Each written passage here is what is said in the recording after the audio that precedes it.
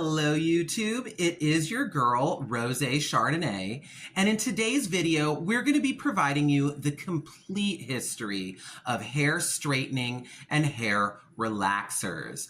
Now, we've already discussed the history of perms, the history of hair bleaching, and if you have not seen those videos, I will definitely link them down below in the description. But today we're going to talk all about hair straightening and relaxing the hair, or relaxing natural curls and waves. Now, the interesting part about hair straightening and hair relaxing is it's a lot more of a recent phenomenon. Throughout history, especially among European cultures and Asian cultures, people were much more concerned with putting curls into the hair rather than taking them out or straightening them out. Curls for most of history were very, very coveted in many different cultures. So the concern was much more about curling the hair. I think that's also probably because a lot of people from those cultures tend to have naturally straight hair. Not everybody, obviously, some do have wavy and curly hair, but the majority have straight hair. So they wanted something different, so they wanted to curl it. So it really kind of depends on, the region that you come from and basically the time period, because wearing your hair kind of bone straight, that really didn't become a thing until about the mid 20th century.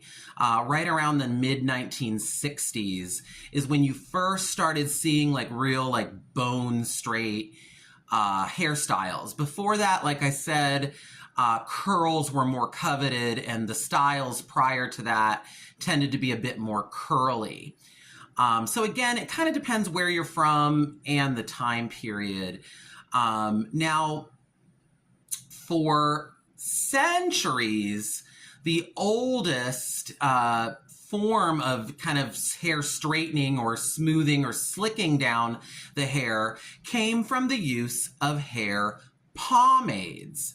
And this goes back all the way to even ancient Egyptian times. So we're talking thousands and thousands of years. And a lot of these pomades, a lot of the more ancient ones, tended to be actually pretty natural. They used things like animal fat, so things like lard, beef tallow, sheep fat, waxes like beeswax, and then plant oils and plant butters to create these pomades to kind of slick down the hair or smooth down the hair, to keep it groomed or for specific hairstyles, whatever the case. Now, down in places like Africa, where the majority of people have naturally curly or coily hair, they used a lot of different products as well to smooth their hair down for specific hairstyles. Some amazing hairstyles. I definitely recommend looking up traditional African hairstyles. It really is an art form.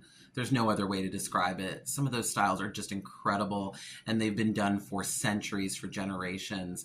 But down there they used pomades as well, again, made out of similar ingredients to also smooth down or stretch out their naturally curly hair. Not necessarily to get it bone straight, but just to kind of stretch it out a little bit for specific hairstyles that they might be doing for events or ceremonies, etc. One product that they used extensively in Africa that you still see in hair care and skincare products today is shea butter. That is a native African ingredient that's been used for centuries, and it's an amazing product. It's super moisturizing. It's really good for your hair and skin. So that was used quite commonly again, for centuries for traditional hairstyling. So again, that was kind of the original way to kind of smooth down or straighten your hair, is with some type of pomade. As we moved into the industrial age and petroleum products were discovered, those started to be added into a lot of different pomades and different hair preparations. Styling creams, etc., tended to be petroleum based. You still see that today in a lot of different pomades. As we moved into the 20th century, you started seeing things like hair gels and hair sprays, which are usually either water or alcohol based. And those are kind of used for similar purposes, to kind of lay down the hair and straighten and smooth down the hair. So that's kind of your oldest method of smoothing and sort of temporarily straightening out the hair, is with pomades and other types of hair preparations like that. Now, as we move into the 18th and 19th centuries, that's where you started to see heat being used to style hair. And it really actually started in the 18th century in Europe, with a lot of the wig making. A lot of the very wealthy, the nobility, the royalty, they tended to wear wigs. Think of Marie Antoinette. She's a great example. Those big, elaborate wigs that were worn at that time. And a lot of those wigs were styled with hot tools. Things like curling tongs and other little curling pincher things that you would heat up on a stove or over an open fire to style the wigs. And as we moved into the 1800s with metalworking and advances in the industrial age, you started to see more and more of these hot styling tools being produced, curling tongs, and things like that, you know, prior to electricity, you would either heat over a stove or even over an open fire, like on a hearth or something, to heat it up and then style the hair. And one thing that was invented to straighten the hair in France, I believe in the 1860s, was the hot comb. And the hot comb was used to straighten out overly curly or wavy hair. But the hot comb would really, really take off in North America by Black Americans. And in fact, the whole idea of a hot comb would actually produce the first female millionaire in American history. And she was a Black woman by the name of Madam C.J. Walker. And she took the hot comb and vastly improved it. She made a lot of different advances to the hot comb so that it was easier to use, so that it would straighten the hair more effectively and, you know, limit the amount of heat that the hair needed to be exposed to get straight. And she also created a whole series of different hair products, shampoos, conditioners, pomades, pressing oils that would be applied to the hair prior to straightening with the hot comb to minimize heat damage and to get, you know, the best results with the hot comb. And Madam C.J. Walker, because of these products and her advancements to the hot comb, became the first female, and a Black female, millionaire in American history. And, you know, this was at a time where women, you know, and in particularly Black women, you know, unless you inherited money or you were born into money, you know, it was really hard. There wasn't a lot of professions for women at that time. So it's really astounding what Madam C.J. Walker was able to achieve already way back in the late 1800s. And she became a mega millionaire just by creating these hair products for people to use to smooth and straighten their hair. As we kind of move through the decades, the hot comb, especially amongst Black Americans, remained the most popular way, especially for females, to straighten their hair, along with different pomades or pressing oils or pressing creams. And actually, Madam C.J. Walker's method of straightening and smoothing the hair with the hot comb really is the precursor to today's modern silk press. It's done a little differently, obviously, nowadays, but it's kind of the same concept. You're coating the hair with a product to protect it from heat, and you're straightening and smoothing the hair using heat. Really was the precursor to the modern silk press. And that continued to be popular, particularly amongst Black women in North America, really through the 1950s. That was the primary method that was being used to straighten hair. And it even continued beyond that. By the 50s, 60s, hair relaxers started to become a little bit more popular because they became a little safer to use. But there were always people that pressed out their hair using that traditional method of the hot comb heated on the stove and, passed through the hair. So that remained very popular throughout, especially up until the 1950s. Now, you started to see other hot appliances being developed, hair dryers, electric curling irons as we moved into the electric age.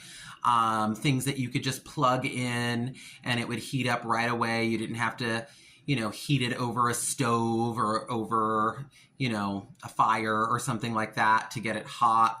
And that kind of remained the case up until, I would say, the 1960s, where straight hair really became a fashion. Prior to that, like I said, most hairstyles involved some kind of curling or curls. But in the mid-1960s, with the mod movement and things like that, bone straight hair started to be very, very popular. And a lot of young ladies would even use, because remember, this was before the flat iron. The flat iron really didn't become a thing until the 1990s. So what a lot of girls would do, especially, teens and maybe young women, they would actually straighten their hair using a clothes iron. I'll insert some pictures here. It's hard to imagine, but they would lay their hair out on an ironing board and have a friend or something, run an iron over their hair to get it straight. I've actually done this before and it does work. It actually works pretty well. But that's what they would do in the 1960s to get that bone straight look. Other women would set their hair in enormous rollers. Some of them even use soup cans or juice cans, really big, in diameter rollers, and that will also straighten and stretch out and smooth out the hair. If you set your hair on very, very, very large, super large rollers, that'll actually straighten the hair and give the hair a little bit of body and bounce, which is also nice. So that was also common in the 60s, to roller set your hair on these, gigantic rollers. So that's kind of what happened there. As we moved in through the 70s, the early 70s, it was still popular. Straight hair was still popular. As we moved into the late 70s and 80s, obviously curls were the thing, perms, curly hairstyles, and so forth. But as we move into the 90s, by the mid-90s, straight hair definitely came back into fashion at that time, and so did the invention of the flat iron. And the flat iron really took hair straightening to a whole new level, because now, it was easy to straighten the hair. You just had this little lightweight appliance that you could just plug into an outlet and run it through your hair, and voila, you would have straight hair. Now, there were kind of earlier versions of the flat iron. There was one that came out in the 60s, but it wasn't really used so much. It wasn't that common. there were some other earlier hair straighteners that were very different from the ones that we see today, but they weren't really all that popular. It was really the flat iron of the 1990s that really made hair straightening, easy and convenient. And that trend of bone straight hair really went all the way through the 2000s.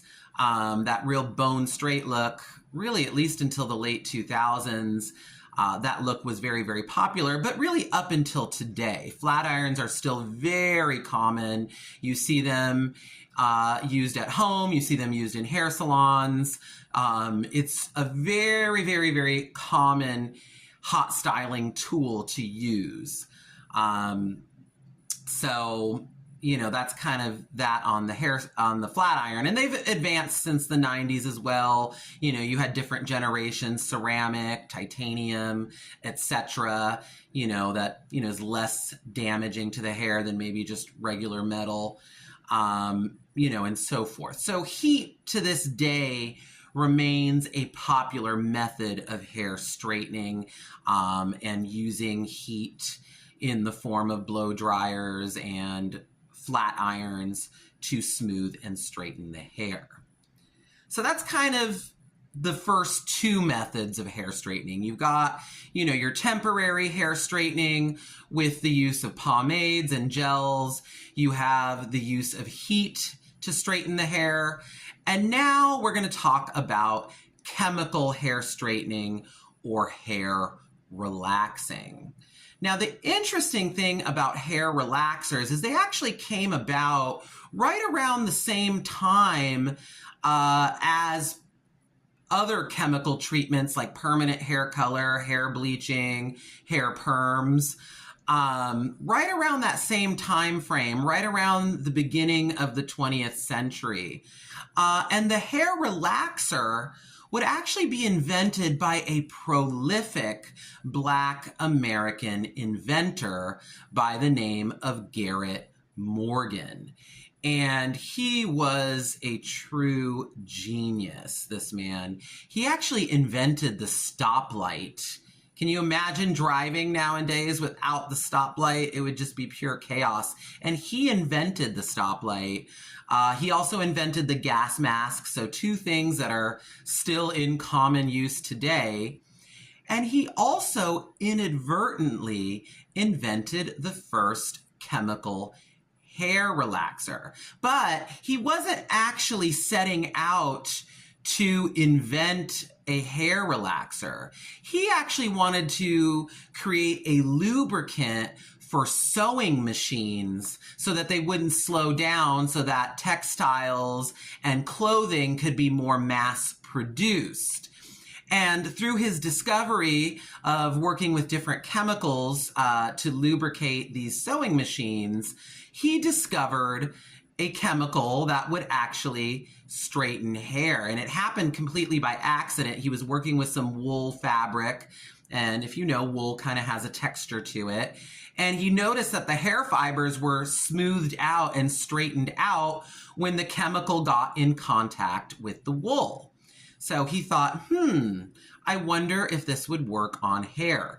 And he did a lot of different experiments. He tried it on curly haired dogs. I think he tried it on like a poodle. He tried it on his wife's hair, and he tried it on his own hair. And he kept, making new advances, making adjustments to the formula. And by 1913, Mr.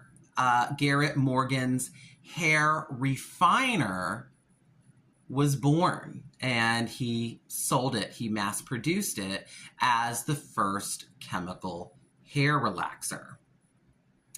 And it quickly became popular, particularly as we move into the 1920s and the 1930s.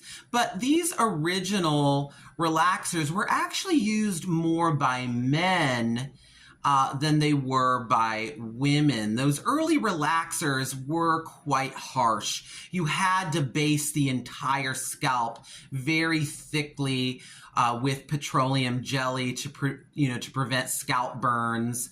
And those early chemicals were very, very strong, and they were considered just too strong to use on women's long hair. But for a man who typically kept his hair short, they were used quite a lot. In fact, one brand in the 1920s and 30s, it was called Congoline. They named a hairstyle, that kind of straightened hairstyle that men would wear, was called the conch, named after that hair relaxer called Congoline. So that was kind of a common hairstyle that men wore all the way from the 1920s all the way up to the early 1960s. But women tended not to use hair relaxers, at least earlier on, because it was considered too harsh for their hair and scalp. So women usually continued with the traditional method of hot combing their hair and then using pomades and hot combs to straighten their hair. Now that would kind of change as we move into the 1950s, just like with perms. New advances in chemical technology made the hair relaxing process less harsh, wasn't quite so irritating to the scalp. The chemicals weren't as damaging to the hair. They started buffering them with different conditioners and different oils, etc., to make them, less harsh on the hair, less damaging. So you did start seeing women start to relax their hair more in the 1950s, and then as we move into the 1960s, especially as those, like I said, those real bone straight hairstyles started to come into fashion. And hair relaxers, sodium hydroxide relaxers or lye relaxers, and then the no lye relaxers, which came later, which were supposed to be less harsh, which are usually like guanidine hydroxide or potassium hydroxide. Those were used primarily by men and women of color, Black Americans, and so forth. And they really were kind of designed more for very tightly curled hair or coily hair. Like I said, amongst, Caucasian women and people, or people maybe of other ethnicities, they were more interested in curling their hair and getting perms and things like that. But one thing that was discovered with the invention of the cold wave in the late 1940s, the cold wave perm, if you watched my perm video, prior to the 1940s, you had to use heat to activate the perm chemicals, and you had to do it in a hair salon. After the late 1940s, with the invention of the cold wave perm, you no longer needed heat to perm your hair. And it was also discovered that those very same chemicals, ammonium thioglycolate, could also be used to straighten the hair. So if you did have overly curly hair, you could take those same perm chemicals and just, instead of wrapping your hair in perm rods or curlers, you would just comb the chemicals through and smooth out and straighten your hair that way. So that was kind of done for maybe Caucasian women or women of other ethnicities, if they did have kind of overly curly hair and they wanted it a little bit straighter. In the 1960s, again, when those bone straight hairstyles came into fashion, you started to see different relaxers that were more ammonium thioglycolate based, perm solution based. Brands like Curl Free was a popular brand in the 60s to straighten hair. And so you started seeing those used more by, people of Caucasian descent or other ethnicities. And the sodium hydroxide lye relaxers and the no lye relaxers were used more by people of Black ancestry, African American, and so forth. And you started to see a lot of different brands kind of pop up during this time of hair relaxers, brands like Ultra Sheen, which could be used either in a salon or at home. You started to see home relaxer kits, as well as a lot of different salon relaxers being developed. You know, after World War II, we kind of went into this consumer era. So you started to see a lot of different brands, you know, showing up on the scene, many of which you still see today. Brands like Dark and Lovely, lots of different brands, some of which are still around today. For chemically relaxing the hair. Now, relaxers really increased in popularity throughout the 50s and 60s, and really remained popular throughout the decades, all the way up through the 90s and the 2000s.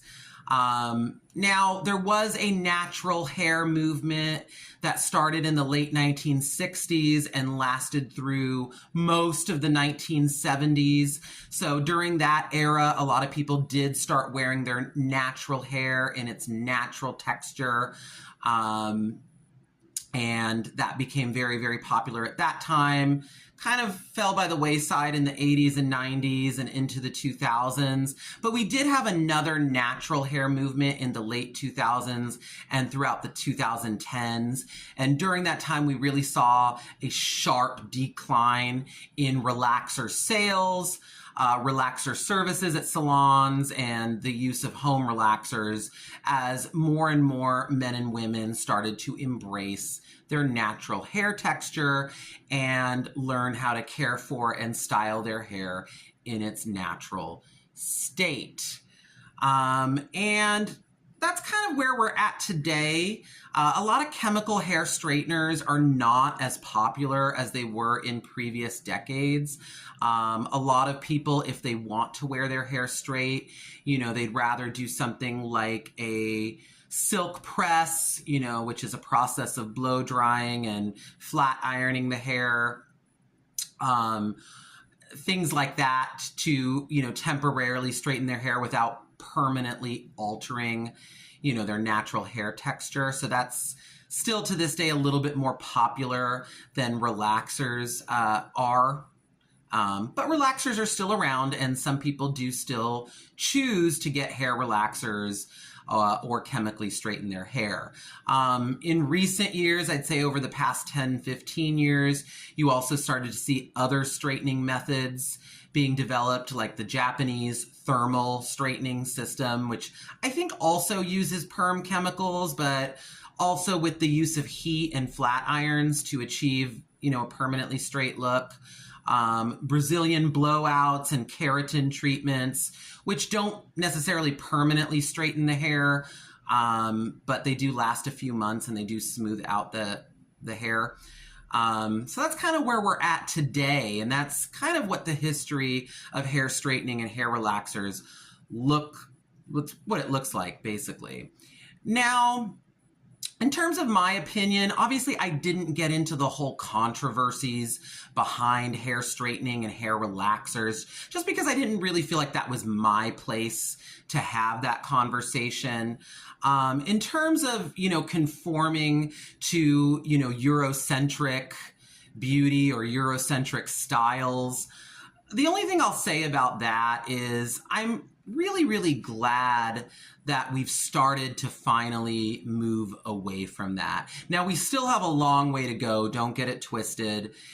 There's still a long journey ahead of us, but I'm glad that we've started to move away from that. I like seeing different skin tones, different hair textures, and different looks in general being represented in the media, in print ads, on social media, on TV, and in movies. I like to see different looks, different ethnicities, like I said, different skin tones and hair textures, and and all of that. We're all beautiful, and there's a lot of different looks out there in this great big world of ours, and I think we should all be celebrated. I think everybody's beauty and everybody's natural beauty should be celebrated.